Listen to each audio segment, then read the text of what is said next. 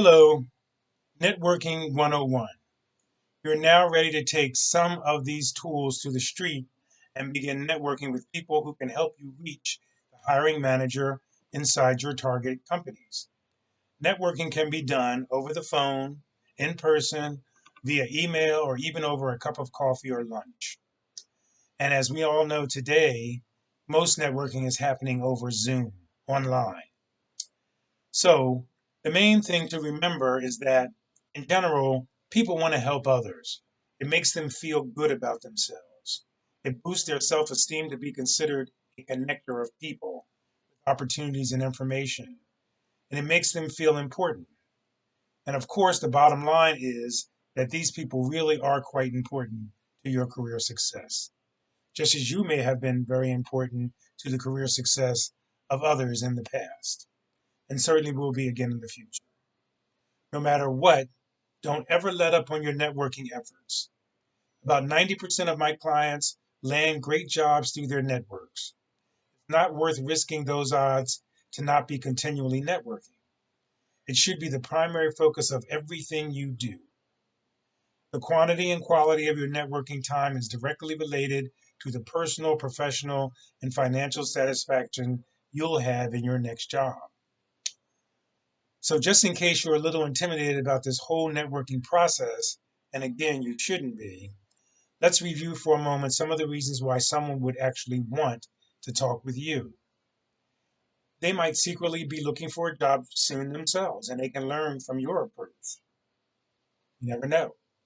They might learn something new about their industry, their competition, or some new knowledge or perspective that you bring. They might learn something from you, and they might want to feel important, have their ego stroked, and feel that their advice is valued and respected. Many people genuinely want to help. So think about this. When it's done properly, networking is not about taking, but rather about giving. You must always come from an attitude of generosity during the networking process. When a networking conversation has been concluded, the other person should feel glad that you contacted them and feel genuinely enriched by the experience. This is the value of good networking.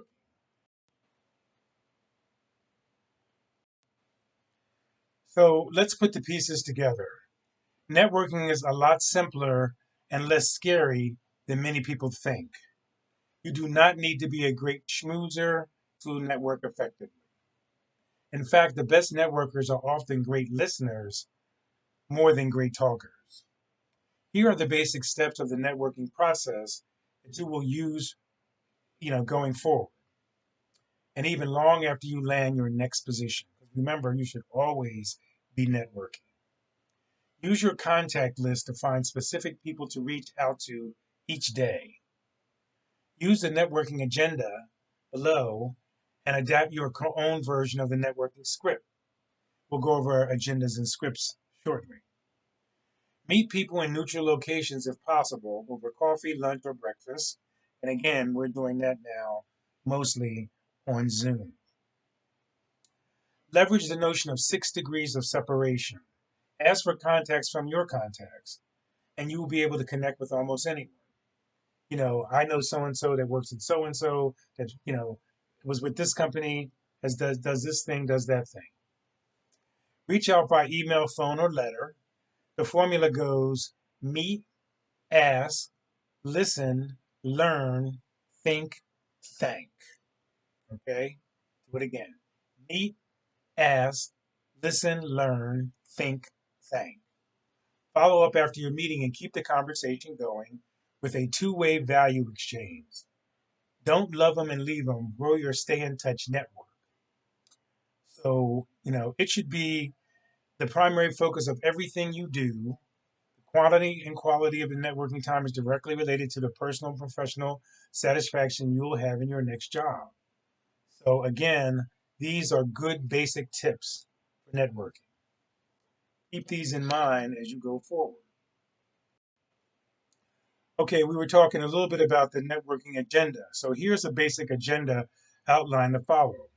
My main piece of advice for you is to, do this networking process. Just be yourself.